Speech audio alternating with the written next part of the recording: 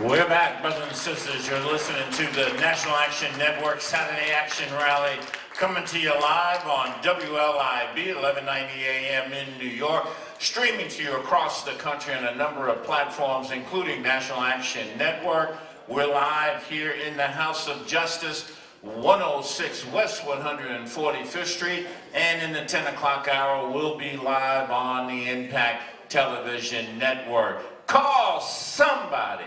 Tell them the action is on the air. Right now,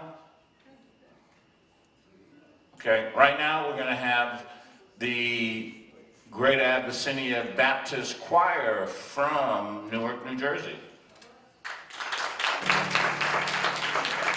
24/7, 24/7, 24/7. I'm better than good. I'm better than good. I'm better than good. I'm better than good. 24/7, 24/7, 24/7, 24/7. I'm better than good. I'm better than good. I'm better than good.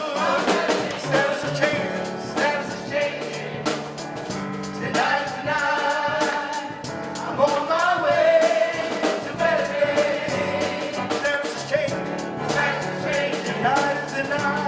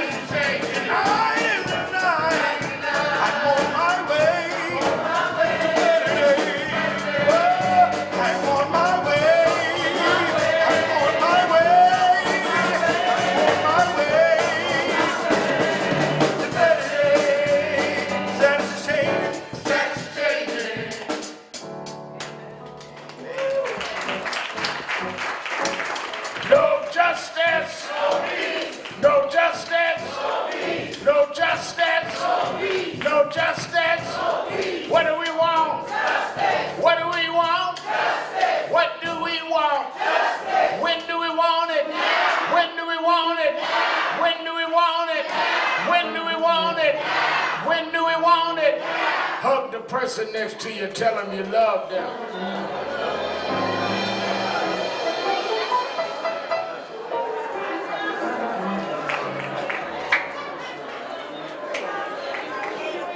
Certainly we're happy to be here another Saturday morning for the Saturday Action Rally, and for you that are here live at the House of Justice, 106 West 145th Street in the village of Harlem. And for you that are listening live on 1190 AM WLIB in New York, watching live stream around the country, and in a few moments will be with us on Impact Television. We welcome you again to the Saturday Action Rally, where the action is, giving our weekly report on what we're doing around the nation and around the world. Give a hand to our presider, Attorney Michael Hart.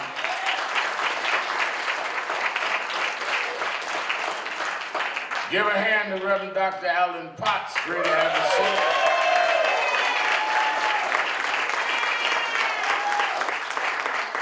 Certainly we enjoyed his inspirational message this morning. A lot of ground to cover. I want to get into a real injustice in the case of Aesop Rocky and his courts. His mother is en route here, and some of the family members of those incarcerated with him are here. So I want to get into that. But let me say first that we are dedicating this program to the memory of our friend and brother, beloved Union leader of 32 BJ, Brother Hector Figueroa, who had a heart attack and passed on yesterday. And many of you know that Hector and 32BJ has worked with National Action Network down through the years. And we were stunned at his passing. And then in Chicago, a brother who hosted a powerful local television show that we've known for years, Brother Munir Muhammad, who passed this week.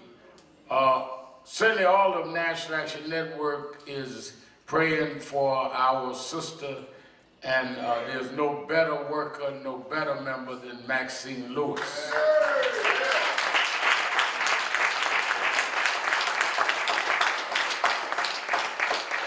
I've known Maxine since she worked for the great legendary Percy Ellis Sutton, and she has been with the network since early in the network's history. And we certainly are praying for her and know that she will make a recovery. She's just made like that. Let me thank all of you that kept us going. Last week, we were in New Orleans for the Essence Festival, and we are certainly praying for those in Louisiana today.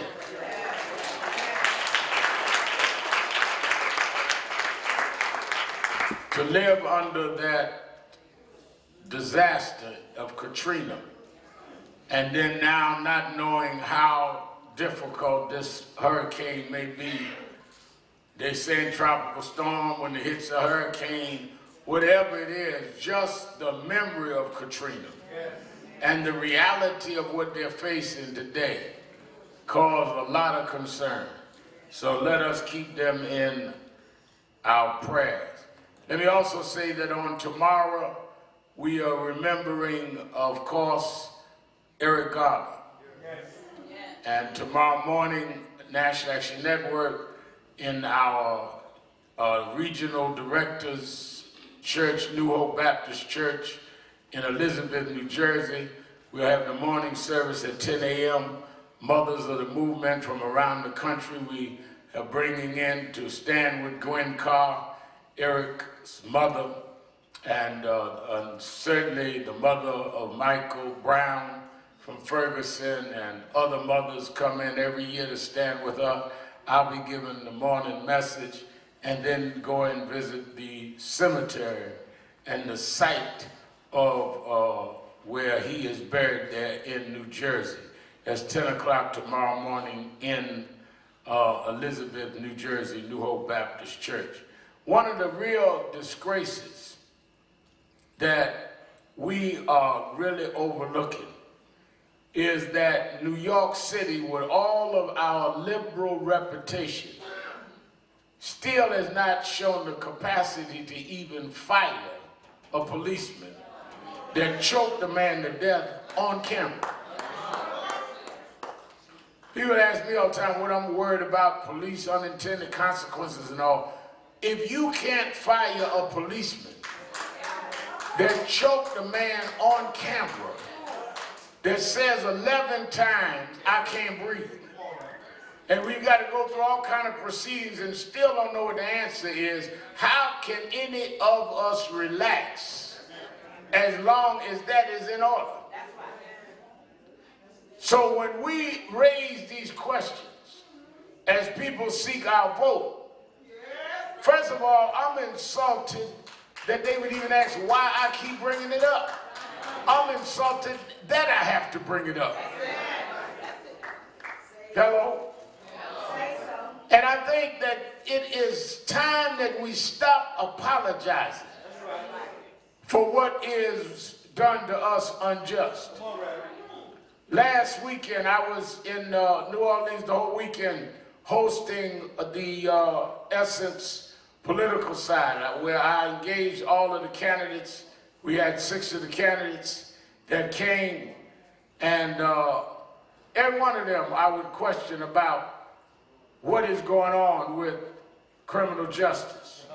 Buttigieg had a police killing in his city of South Bend, Indiana.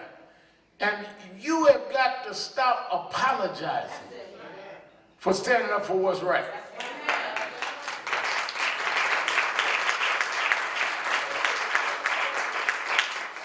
That's why I like Reverend Potts' inspirational message, because some of us just have gotten to the place where we have become so apologetic that we have become just absolutely disgraceful.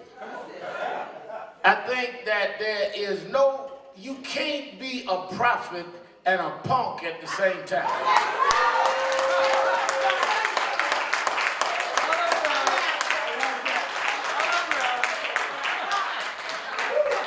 God calls prophets. God don't call no punks.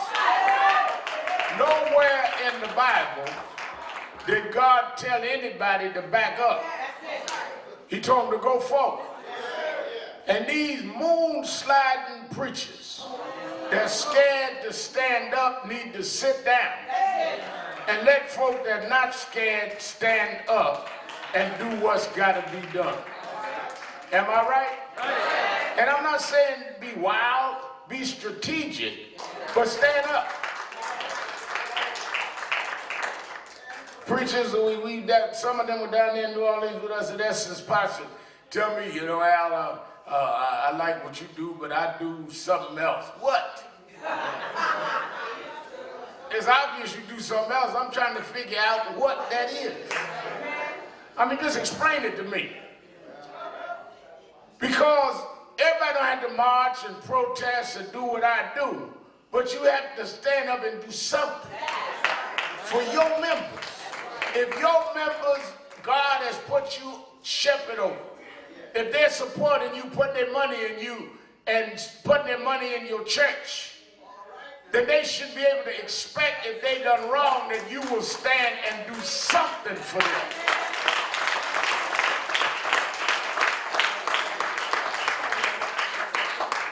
That's somewhere I read, you know, preachers misquote this, that let us welcome, we are now live on Impact Television all over the world. Welcome our Impact family. That I believe that it is somewhere in the Bible talk about bringing your tithes and offering into the storehouse so that we meet for my people. Is that what it says, Pops? Because because they got a Negro version now. You know, they got the King James version and the Revised version, but they got a Negro version now. Say, bring me your tithes and offerings in the storehouse to the Pastor's Aid Committee. That ain't in my Bible, so I got to get the Negro version. It's supposed to be in the storehouse for my people.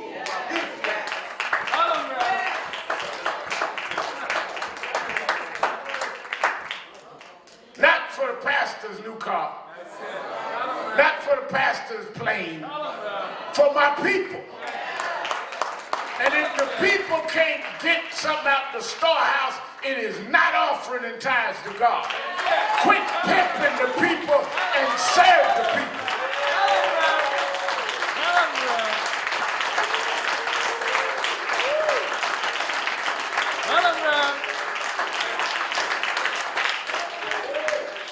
Bring me to this point. I got a call this week. Darryl Perkins, glad to see Tony Herbert, our Brooklyn East leader. Really hits the grind and works hard around crime. Derek Ferguson and our Christ director, William Allen, called me this week. I just had gotten back in and said to me that they were concerned and had been visited by the families involved in this arrest and incarceration of ASAP Rocky in Sweden. And they said, you know who ASAP Rocky is, Reverend. I said, I'm old, but I ain't cold.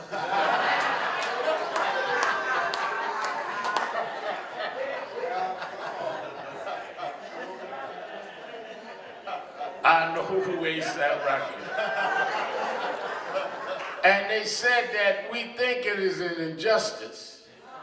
We know we don't get involved in a lot of stuff, but this is unjust. And they told me how to pull up on my iPad. I was down doing the radio show. And I looked at the videos. A lot of folks think we just run in stuff just to be running in it.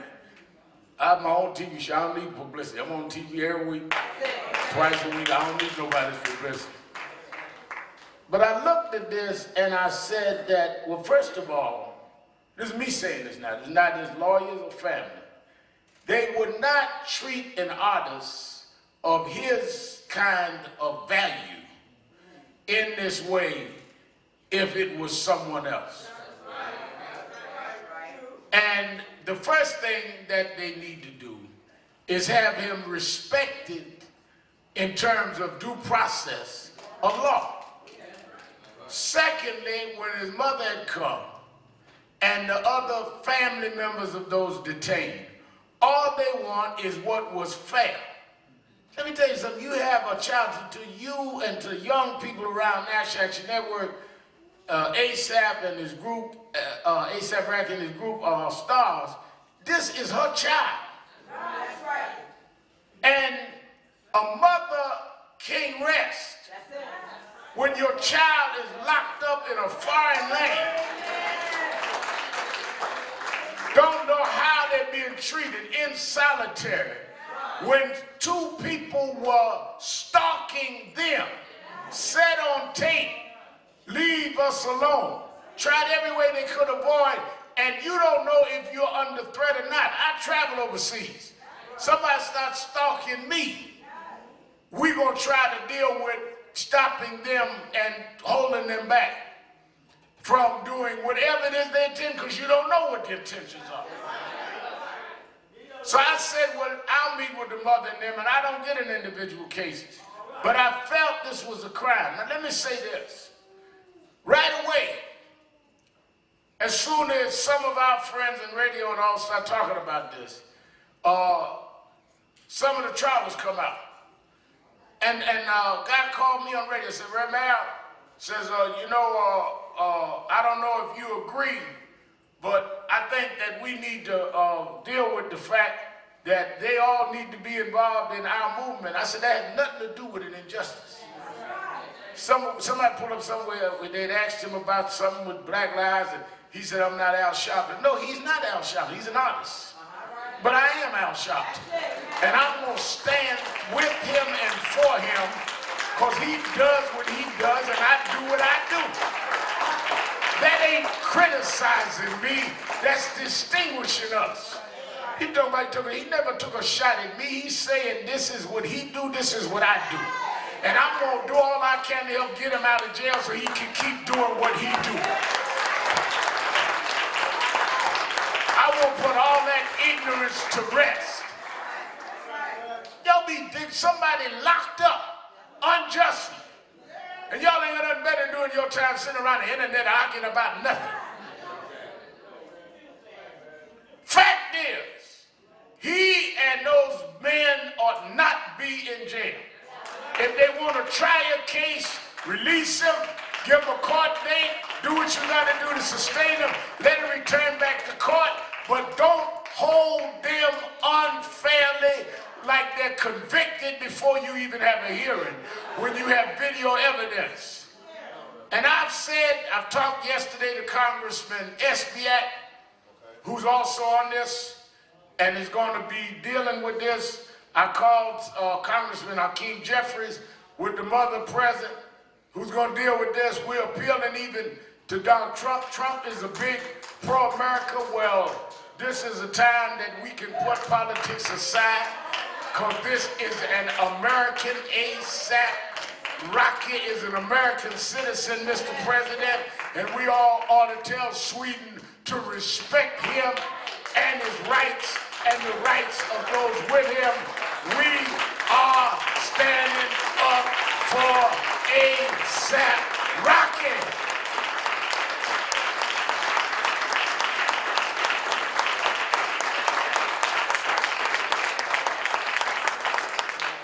I remember when I went down when they had Meek Mill. And when I went in to meet with Meek Mill in jail, and people were saying, you know, that Meek used different language in his rap. Well, I use different language in the pulpit. Amen. We have got to quit trying and condemning our kids. Disagree with them if you want to, but you still got to defend them when they are wrong. The reason they don't have no respect for you now is you say one thing and do another. If you show them you mean what you say and you love them, maybe they will listen to you when you advise them.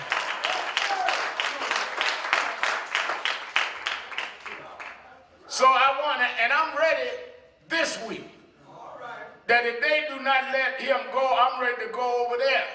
Only reason I have not gone is the lawyers say hold it up, but you know, I can't hold too long. I'm like a plane out of fuel. I'll circle for a while, but don't make me land now.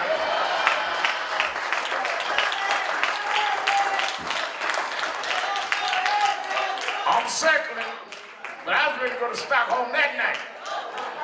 Why? Because one of our children that broke out of Harlem, that come from here and made a success of himself, should not be locked down and feel that his home won't stand up for him.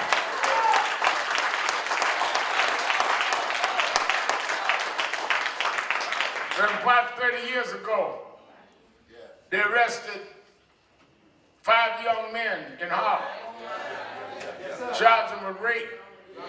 A vicious, despicable act happened. They coerced them into confessing.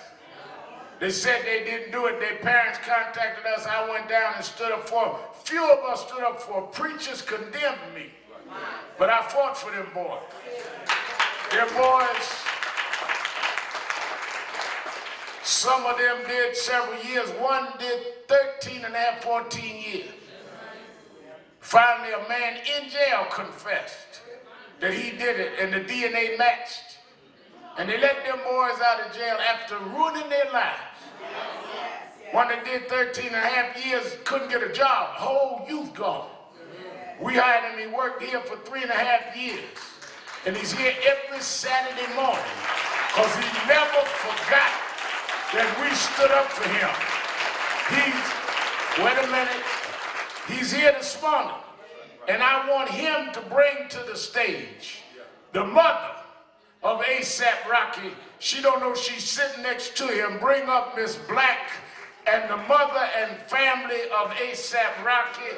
Also bring up David Rispers and the parents of David Rispers, who is A$AP's cousin, who's also in jail with him in Stockholm. And let them all come up at the same time. Come on, give them a hand at this time. Let them know we with them. Are we with them?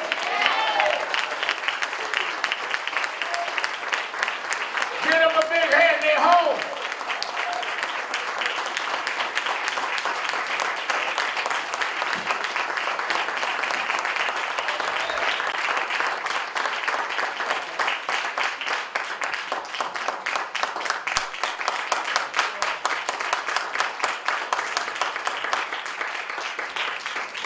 I want them to have a few words. She has not said anything, and David's family has not said anything, but I want them to be able to just say whatever they want, just a few words, because the lawyer is absolutely right. We don't want to make situations worse, but we want folk to know he got home coming, and home family, and that we got his back at home, and let it go out that we got his support. And, you know, there's much I would do with Trump, but Trump should do the right thing here. We would work with him on doing the right thing for the American citizen called A$AP Rocky. Let us first hear from Miss Black, Renee Black, who is the mother of A$AP Rocky. Just a few minutes. Good morning, everybody. Thank you for coming out. I'm new to this, okay? I never experienced anything like this before, so you know, me reaching out to the Reverend and him offering his help the way he did, I just feel so grateful and so blessed. Because I know there is a God and he don't sleep. Anyway, I have other people with me who are in the same boat.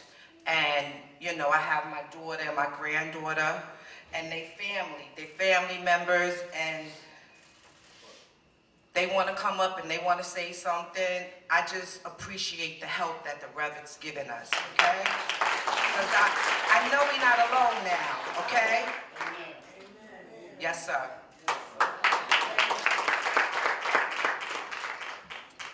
All right, my name is David Risper Sr. My wife stands here, my family, and the cameraman's brother, Blake. We all staying here. This is, like I said, this is our first time, like Rini said. I feel no one should ever go through this. I raised my children at a young age, so at the point to this to happen, when you give your child everything you think they need to get out of a place like Harlem to be successful, it's really hard for them to succeed, and you can give them a passport and tell them that the world is theirs. They shouldn't have to worry, long as, we train them the proper way here, so it should be allowed throughout the world to be considered, not to be followed or to be taunted, to do you as a human being. That's all we ask for is the rights and everything to them to be right. We raise them right, as I know most everybody can see. They've been around, they walked around. It's not like they're bad people, everyone's seen it in their life. So that's all I want to say for right now. Hopefully, things will get better throughout the time. And I'd like to bring up the photographer's brother. Good morning, everyone. I'm a little nervous, so bear with me. My name is Jose Munoz, and I'm Vladimir's brother. As David mentioned, he's the photographer for the group. Unfortunately, they've been detained for about 10 days now. And me and the rest of the family have yet to hear from them, not allowed visitation. And these are men that were minding their own business, they were just getting something to eat, they were stalked, harassed, assaulted, and somehow they end up in prison for self-defense. The conditions are horrible. They're sleeping on the floor, eating apples, because the food is inedible. And these are kids, they're good kids. They're just artists trying to do what they do. And for some reason, they get detained. I've been in communication with some of the representation over there in Sweden, and they say that the reason they're being detained is because they're flight risk. But I've seen enough court shows in my life to know that you can just take their passport. They're not going anywhere. And they say that they're trying to make an example out of them because they're rappers, but we know what that's code for. So, let's just hope that I'm thankful to Reverend Al Sharpton for getting involved and helping us and everybody else behind the scenes. And we just hope to get them back soon, safe and in one piece. Give them a big hand. Give a big hand.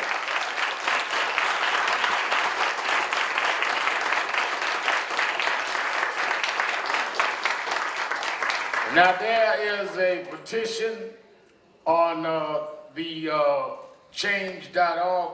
People ought to sign, as well as there are many groups that are becoming involved, and everybody ought to support this, because it's just wrong.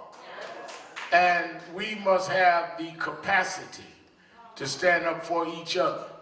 Let me tell you something, when you are locked down, and you're locked down wrongfully, you don't know what's going on outside. And just to hear that somebody outside has not forgotten you means a whole lot. And it is important that we send that word. The people in Sweden should know. They can have this youngster right here, that they have people supporting them. Well, one of the things that I've learned is that in the criminal justice system, they will watch and see what is the reaction of the public when they do something. So if they do something and nobody does anything or says anything, they'll just file you away. They need to know that people around the world are watching this and are concerned about this. People talk about all the time, well, you know, the Reverend Allen got out there, they're going to start rallying and marching and causing trouble. All they want is a lot of publicity. That's exactly what we want. We want the public to know that's what we do. Porter asked me one time, don't you just go for publicity? I said, don't nobody call me to keep a secret.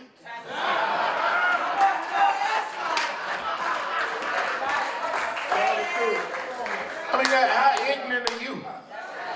People don't call me and say they doing my child wrong. Could you keep it quiet?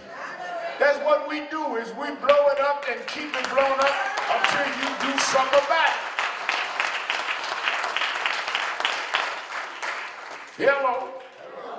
So our concern here is first get them out. All of them out. And then deal with, let the lawyers do the case. I tell lawyers all the time, Ben Crump works closely with us, and Johnny Cochran until he died. If they do what they do in the courtroom, we do what we do on the outside to make sure they can get it into the courtroom. There are two types of leaders, Dr. King said. They are thermometers. They measure the temperature in the room. Say it's about 60 degrees in here. But then they're thermostats. They change the temperature in the room. So right now, I'm talking with the families and Miss Black and all of them to get the temperature of what's going on in Stockholm.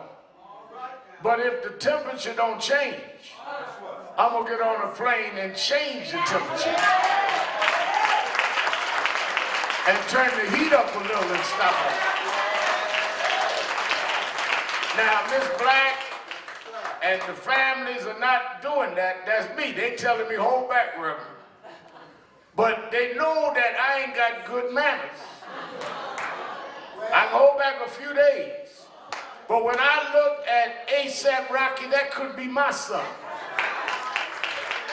He come out the same streets I come out, trying to make it the best way he can. We are not going to sit by long and watch you treat him like he ain't nothing. He is ours, and you going to respect that.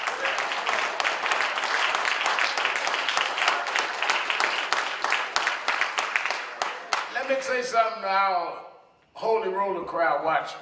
We're Reverend Help me out, Pastor. But I know that some of our saints that listen to the radio and watch the TV show.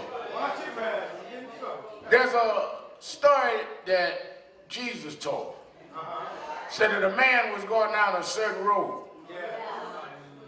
And he was robbed and beaten. Took his garment. And laid him out, injured. Said that luckily a priest was coming by. On the same road. A priest, a preacher. Called, anointed by God, saved, sanctified. Running in his feet. Speaking unto a preacher. Oh, hallelujah, thank you, Jesus, preacher. Come down the same path. And looked down and saw the injured man. And kept walking. Then he said a Levite came, who was the same race as the man. You know, the ones that see you and do, hey brother, what's up? My man, my mansky, all of that. Looked at the man and kept walking. But then Jesus said, then a Samaritan came. A man of a different race. A man who wasn't called to preach. A man who had nothing to do with holding up signs of wonder. And he saw the man and gathered the man. Brought him to the inn. Got him a room. Took care of his injuries. And told the innkeeper to put his bill on me. Jesus called him the Good Samaritan. Your job is not to judge the injured. Your job is to help heal the injured.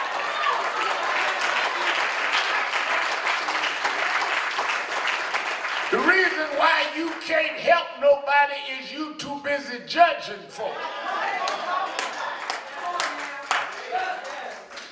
I never understood how these self-righteous people think that they're in a position to judge victims.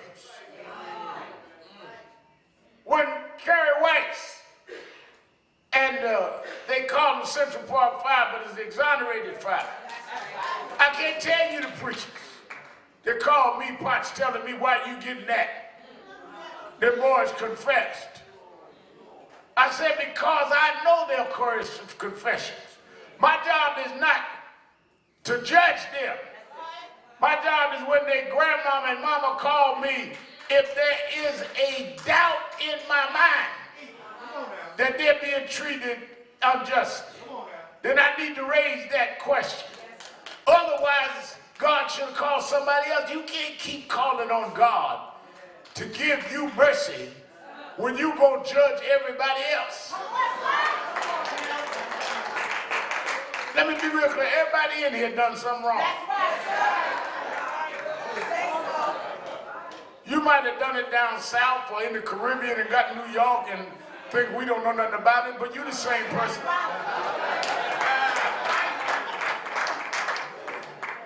You go to 2 Sunday school meetings and all of a sudden you sanctified. You purified. Look down your nose at everybody else. Somebody had to help you. Somebody had to stand up for you. And if we as a people don't get that out of our heads, people play off of our differences. I was on one of the shows this week. Well, I don't know about Kamala Harris. I don't know about this. You don't know about nobody. I remember in 07, Barack Obama came right here to write this in the House of Justice, right here where you sit. Here, and I took him to Sylvia's, press everywhere. People talk about he can't win. We had meeting at Sylvia's. They got the picture still hanging up at Sylvia's Soul Food. He went ahead and became president. Same folk that said he couldn't win. Asking why he always got Al Sharpton in the White House. Because I helped put him in the White House.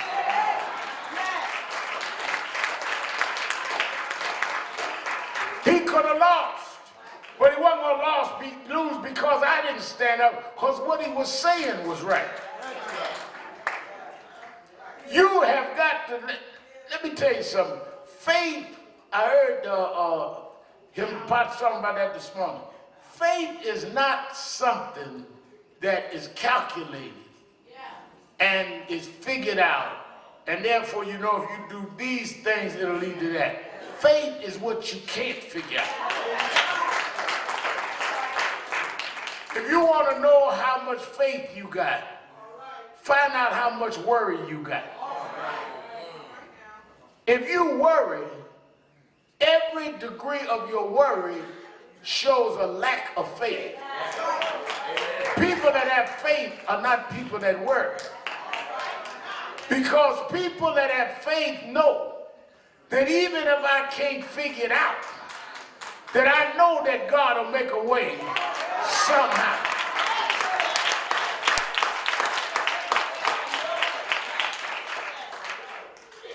People talk about, man, things don't bother you. Things don't bother me because I know who's in charge.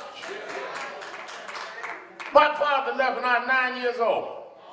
We was living in Hollis, Queens, big 10-room house, Cadillac every year. Walked out. Had a child outside my stepsister. Mother couldn't pay the bills. We ended up in the hood in Brooklyn. But I never saw my mother worry. Why? Because my mother really believed that God would make a way. I couldn't understand, why would Daddy leave us? How we gonna pay the bill? They come took the Cadillac, cut the lights and gas off. We in the Albany projects with my Aunt Eleanor, then living in Brownsville. So I went from being a bourgeois Negro, Miss Black, to being in the middle of the hood. You know, I was supposed to be a bougie Negro.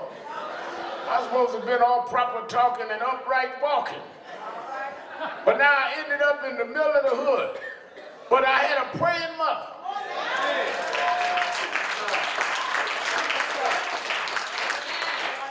I told Aretha before she died, I told Aretha, my mother used to love to play her album. Mary, don't you weep. Mary, don't you moan. And I didn't understand. I was a boy preacher, but I used to say, Mama, there's something wrong with the history of that record. She said, what you mean? They said, Mary, don't you weep. Martha, don't you moan. Pharaoh's army got drowned. Pharaoh's army got drowned many years before Mary and Martha. She said, no, what she's telling them is that the same God that drowned Pharaoh's army was the God that would deliver them in the time of Lazarus. And the reason why I know what God will do is because I know what God has already done.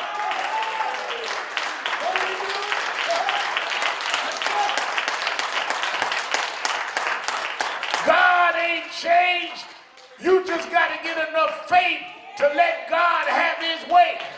If you get out the way and quit worrying about it and quit messing with it and say, Lord, just use me as an example of what you'll do, God will make a way. That's why I ain't worried about the politics of the day. I ain't worried about Trump or nobody else. We've been through worse than this. Our grandparents had to pick cotton from sun up to sundown, never got paid. But somehow they made it and passed it on to us. We were sitting in the back of the bus. No rights anyone had to respect. Yet we changed the laws. You forget who we are.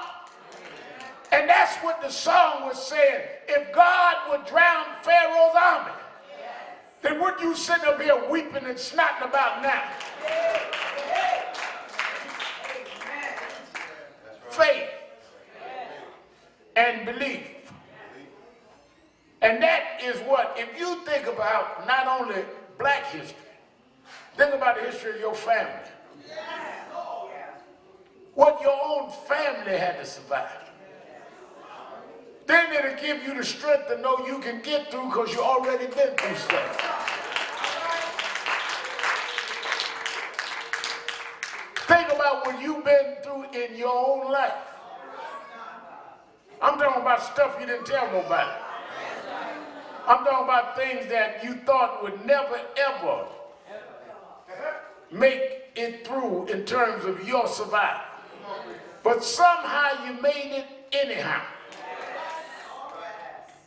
Sometimes, you know, I tell the story often that I was in a minister's conference and a few of us were sitting in the pastor's study and they were getting in this conversation and a couple of the pastors was talking about a certain minister that was going through a crisis in his church. And one of them said to the other, well, you know, when I face a crisis, I just go to the Bible and I read what God did for Job. It gives me strength. That Job just held on, lost everything. And he held on and God made a way. Another one said, yeah, I love that story. He said, but I like to read Jeremiah. Fire shut up in my bones. And that fire gives me the strength to go through my crisis. Another one said, well, I like where Paul and Silas was in jail and how the foundations of the jail was shaken and the jail doors felt wide open at midnight. And that God would shake the foundations of those that hold you down. It got to me and said, well, you've been through a lot of controversies. We read stuff in the papers all the time. You through this and that. What do? I said, well, you know, I'd like to tell y'all the truth. When I face a crisis, Pops, I don't read Job's story. I don't read Jeremiah's story. I don't go and get Paul and Silas' story. I go somewhere quiet, Miss Black, and I sit down and I hit the rewind button in my own mind. And I think about what God brought me through. I'm not talking about things you read in the newspaper. I'm not talking about things you saw me do on television. I'm talking about things I never told my best friend. Days I thought I'd never make it through. Situations I thought I'd never squeeze through. When I'd given up and given out, and somehow God picked me up and brought me through anyhow. I don't know what Job went through. I don't know what Jeremiah went through, but I know what Al been through.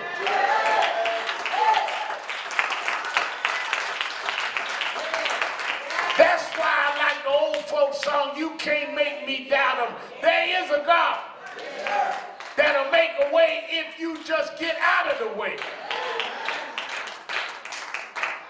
And that is what we've got to recapture. That's why I love what Potts was saying this morning. The church world, the civil rights organization, anybody can come, whether they're in church or whatever faith, but the church world, the black church, has lost in this generation. It's lost its way. Ecclesiastes, I'm going to say this, I'm going to let you go. Ecclesiastes 3 says that everything there is a time and a purpose. A lot of folk run into that time. Oh, everything is a time, it's my time. Said, but wait a minute, before you end on time, it's a time and a purpose. I meet too many folk, this is my time, but what is your purpose? A time without a purpose don't function. Everything is a time and a purpose. God didn't make anything without giving it a purpose. That's why birds can sing and never been to music class. That's why flowers can grow and nobody ever taught them how to grow. Look at nature. Everything serves a purpose. Well, what is the purpose of the black church today? I was growing up, they were talking about how we've got to fight institutional racism, how we got to fight for voting rights, how we got to fight for empowerment, how we got to fight for injustices, how we got to fight for economic empowerment.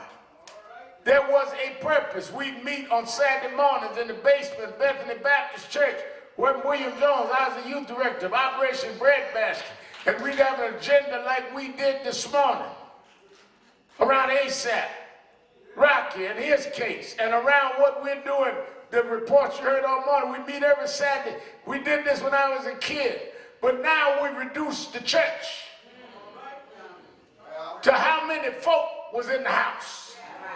I call preachers Sunday night when I get off my TV show, how was service? Doc, I had 2,000. That's the purpose. You drawing a crowd? But what did y'all do? Well, we raised a lot of money. Is that the purpose? Doc, well, I'm going tomorrow, look at these new cars they got. That's the purpose. God did not create you to just draw a crowd and to go drive around in a new big car. They ain't got nowhere to go. What you need a new car for? You ain't got nowhere to go.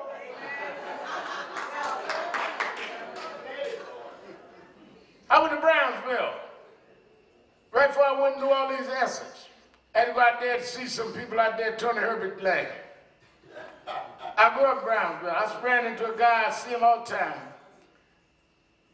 And he and I, same age, went to school with me. Well, at least I went to school, he went outside. And he said, yeah, Mal, I see your show on TV and see out there at National Action Network, still out there marching. You know, I'm still in the street doing my thing. I said, yeah. He said, yeah. See that? I got a brand new Porsche. I said, really?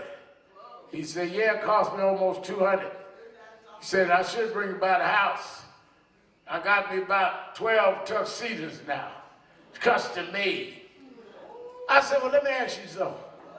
What do you need tuxedo for when ain't nobody invited you to a banquet?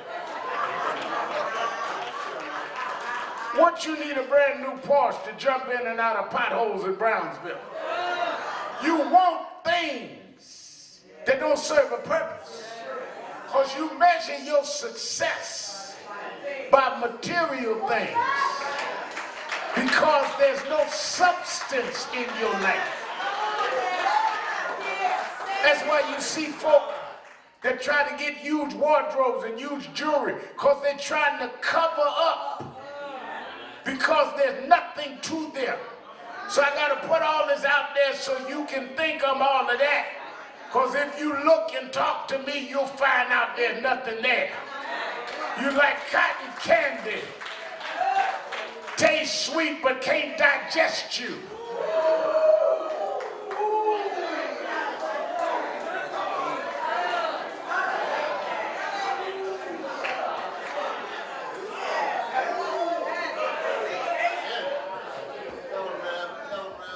Then you got the other side. You're highly educated, highly refined, can quote everything and can't do nothing. Know the Bible backwards and do none of what it says. Faith without works is a dead thing.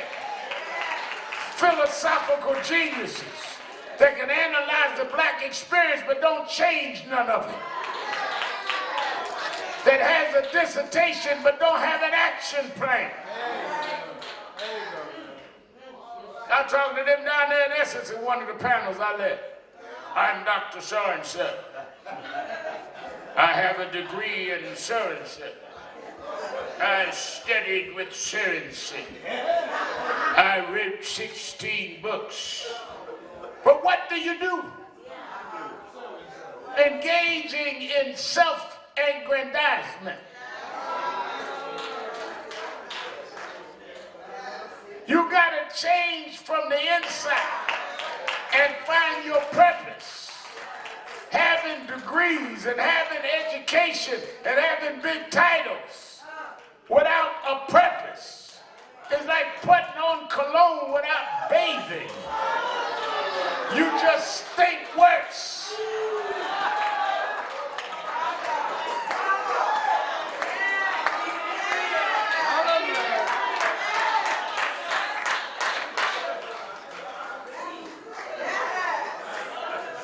I have 2 master's degrees, but you don't master nothing.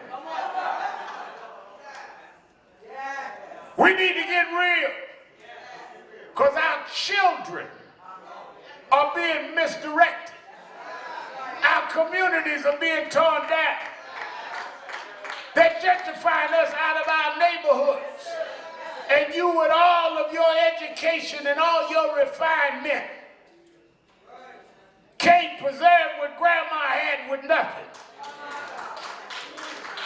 Right here in Harlem where Marcus Garvey walked, they moving you out the neighborhood. Right on the corner where Malcolm was, they pricing you out the neighborhood. And you too educated and you too sophisticated to understand they're taking the land from under your feet. But somewhere I read, if my people who are called by my name would humble themselves, forget your degree, forget your title, humble themselves and pray and seek my face and turn from their wicked ways, then I don't care who the president is, then I don't care who the governor is, then I don't care who the mayor is, then they will hear from heaven. I will heal the land. I will heal the land. I will heal the land.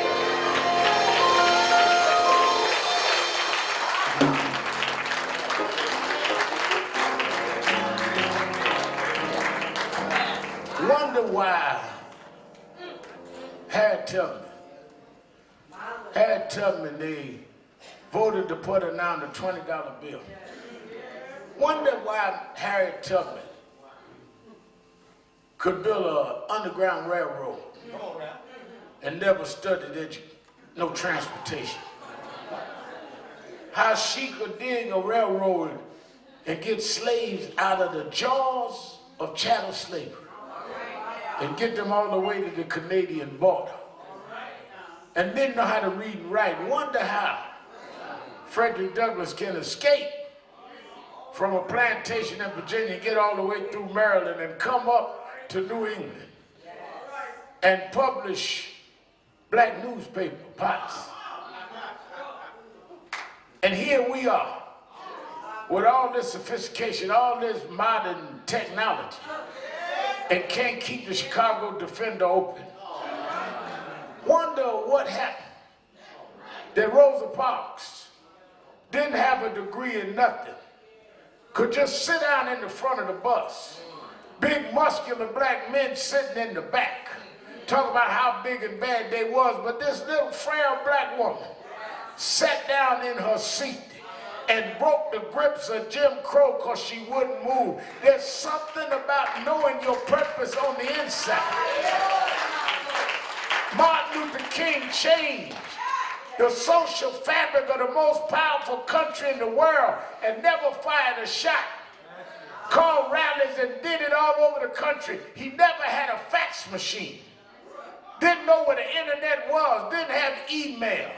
Didn't have Twitter. Didn't have Instagram. Yet they could get people together. And you got a laptop in every room and got all kind of computers and all kind of ways and talking to each other in live stream and Facebook Live and Instagram, and ain't got nothing to say. Sitting up on Instagram showing your titties rather than getting some knowledge out.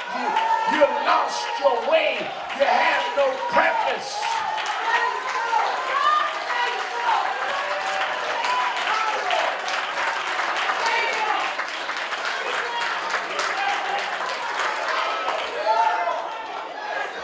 That's why I say you need to have your purpose. Choose ye this day. Quit mangling between this and that. Choose ye this day. You can do this or you can do that, but you can't do this and that. Choose you this day who you shall serve. When you get through jiving, when you get through hyping, when you get through ducking, I want you to know today that as for me and my house, I'm going to serve the Lord. I will give thanks unto him. He brought me, he taught me, he held me up, he guided me, he protected me. I will give thanks to the Lord. Yes. Everybody say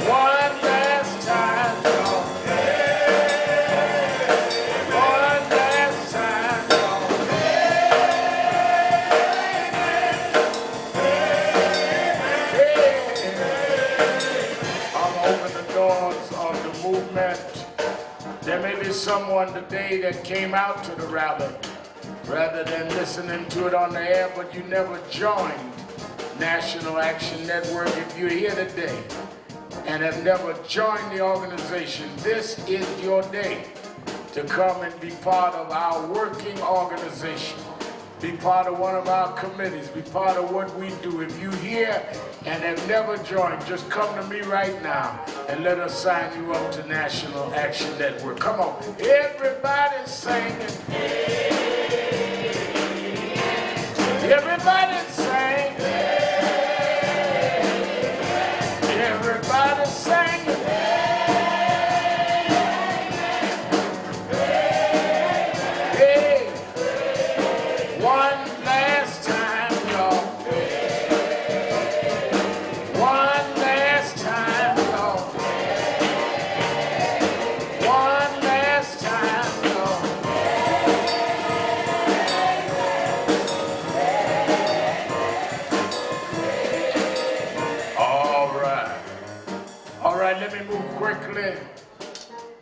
Tyrone Richardson, our organist, I understand, had an altercation on the way, so I'm thankful to our greater Abyssinian for stepping in with us.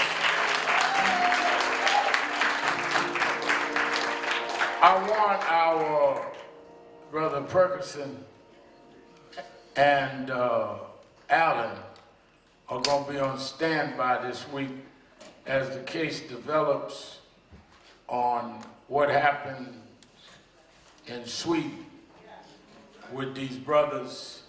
So I want y'all on alert, watch your emails, and we'll let you know if we're going to do something in New York, hopefully before we go on the air tonight.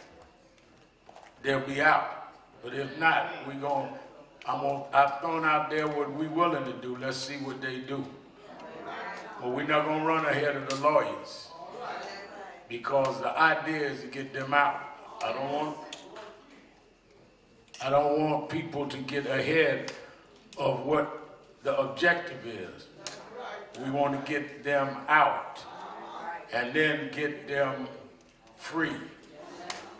I remember many years ago, Tupac Shakur's mother called Charles Barron and I went to see him in Dannemora, and we got him out of solitary. And I told him, we can cut up in here or we can get you out. And sometimes you have to be strategic. Yeah. But they gotta know that you got backup. Yeah. And they have to know that it is not just one side of your community. Yeah. Many of the rappers and hip hoppers spoke up when this first happened a week ago. But they did not expect folk like us would speak up. And that's what they got to know. This is the whole community. Everybody. I told Diddy, I said, I'm speaking up for it because they don't expect me to say nothing. Now, if he's a gospel singer or civil rights singer, they'd expect that. But they say, well, I read one blog, what's shopping got to do with it? Everything. Because it's unjust.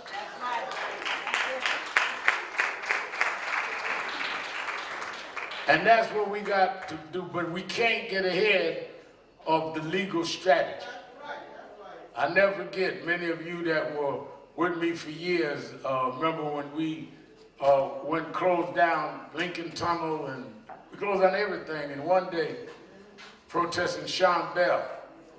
And I remember that Nicole and I did the rally at City Hall. And I got to speaking and whipping, everybody got so excited. And we went and laid down in front of the police station headquarters, and they locked us all up. And we waiting to go see the judge get out. And I looked in, they call it the bullpen, about 100 of us in there. And I looked out and I saw the lawyer. One Hardy was one other lawyer, I won't call his name. I said, what you doing in here with us?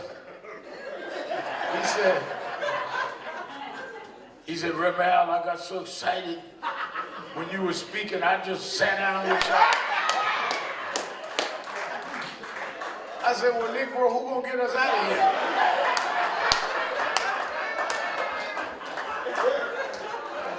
So I told Miss Black, I ain't gonna get y'all jammed up, but we get so excited that we all in jail. Gotta be a strategy. We want to get him and the brothers out. And if we got to go over there to do that, we do that too. So I want y'all on alert. Are we gonna do that? I want her to know, and I want the brothers, I want Senior to know, I want him to know this is for real. Are we all gonna do what we need to do? All right. All right, let me raise our offering real quickly. I wasn't here last Saturday. I know, and so did, and y'all missed the offering too.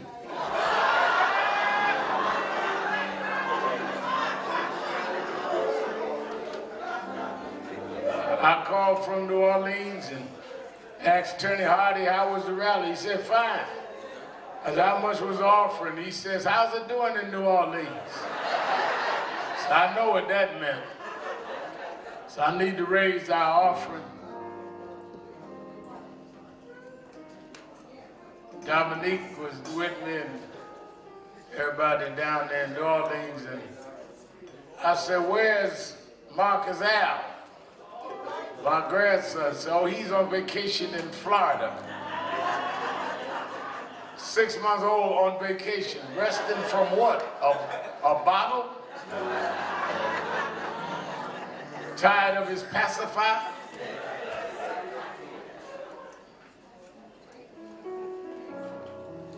All right.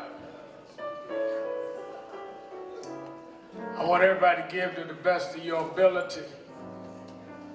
I need about 10 people quickly to give $100 or more to come first. I need 10 100s quickly.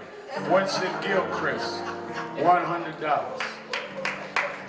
Winston Gilchrist, $100. Come on, quickly, quickly.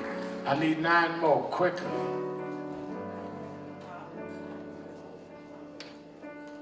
I need 9 more folk.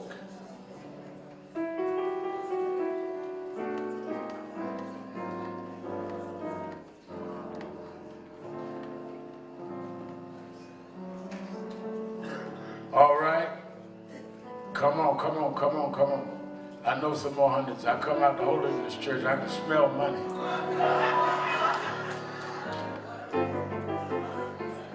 Reverend Potts, $100.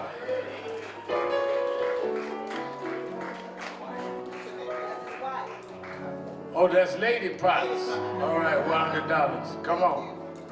Quickly, quickly, quickly. All right, give me some 50s. 50, 50, 50, 50. Brother John, 50. Brother Haru, 70. Guardians, $70. Brother John.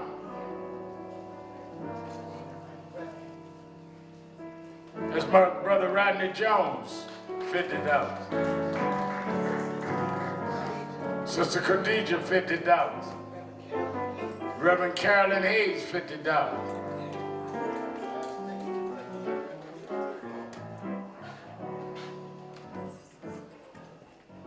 $20s, $20s, $20s.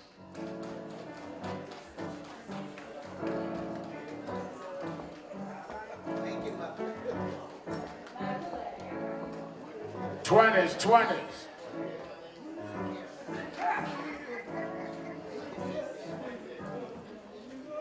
Well, I didn't see you, the Reverend. You got on your shorts. I didn't see you. I was going to wear my shorts, but Miss Black was coming. I don't want to show off my legs today. Now, everybody, whatever you have, $1, $5, $10, whatever you have, come on. We came down every struggle. It's in poverty of season. For the devil is defeated. We are blessed. Everybody say blessed, blessed, blessed, blessed. Everybody. Blessed. Oh, we're blessed in the city. We're blessed in the city. We're blessed.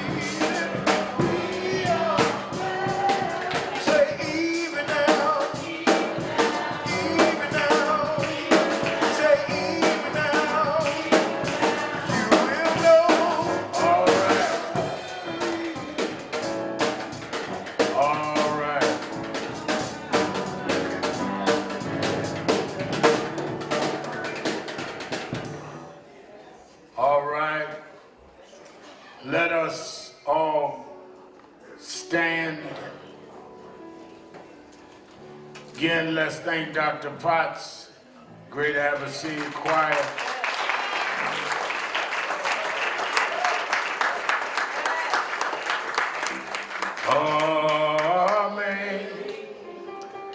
Amazing grace, how sweet the sound that saved a wretch like me.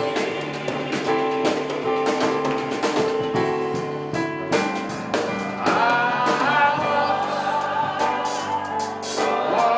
lost, but now I'm found. Was blind, but now take the hand of the person next to you. Repeat after me. We're an African people, robbed of our names, our language, our families, our self-respect. But we shall rise, never to fall again. Up, you mighty race. We can accomplish what we will. No justice, no peace, no justice, no peace, no justice,